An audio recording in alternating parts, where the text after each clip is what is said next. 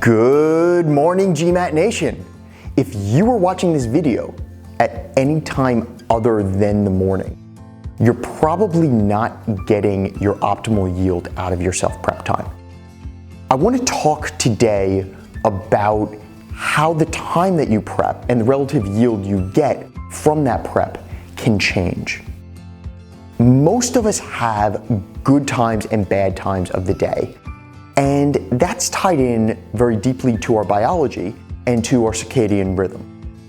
For most people, we are at our sharpest mid-morning. Now, if you're working all week, if you're constantly sleep deprived, this might change. In fact, you might never be optimal. And we'll talk about sleep hygiene in another video. But right now, I just want to talk about getting the best out of your self-prep time by capitalizing on the best times of the day to prep. And also in not overdoing it and forcing self-prep, forcing the issue when you're not up for it. If you've worked a 10-hour day, you're working on a desk on the street, you're doing big projects and traveling to a client as a consultant, your study time is very limited. And studying when you're exhausted is going to be low yield, but it's also going to take a lot out of you so that you're not able to capture those high yield times. Instead, try self-prepping in smaller units throughout the day, particularly in those times when you're sharpest. If you can grab 15 minutes at 10 o'clock in the morning, even if it's a bathroom break or 20 minutes on your commute, those are really good times to prep. Doing little increments throughout the day increases your contact density, but also decreases the burden from your daily schedule. And I know many of you out there are working crazy jobs, balancing a social life or trying to family obligations and the GMAT. And the GMAT can take over, particularly if you're spending 10, 20, 30 hours a week self-prepping. If you are, you're spending too much time.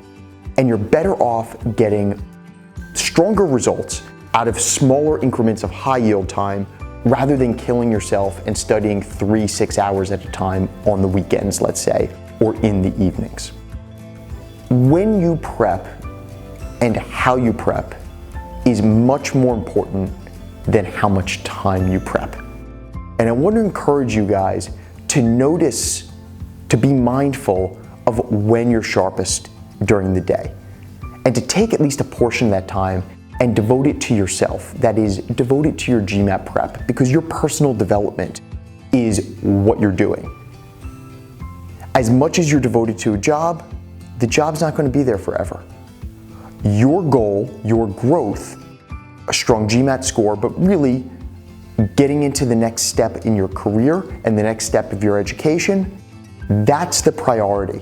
And you need to make sure you balance that with your other obligations. So remember, incremental short study breaks, that is breaks from everything else you're doing to study, increasing your contact density, and if you're tired, and this is probably the biggest takeaway, don't force yourself to study because you're just spinning your wheels. You're not going to get good yield out of it. You're better off putting on Netflix, taking a nap, spending time with loved ones, going out with friends, and getting yourself on an even keel so that the 60 to 90 minutes a day that you can devote to GMAT is the best 60 and 90 minutes you can give it. Okay, nation, get some rest, because I know for 90% of you, you're watching this while you're dog tired. So we'll see you next time, and best of luck.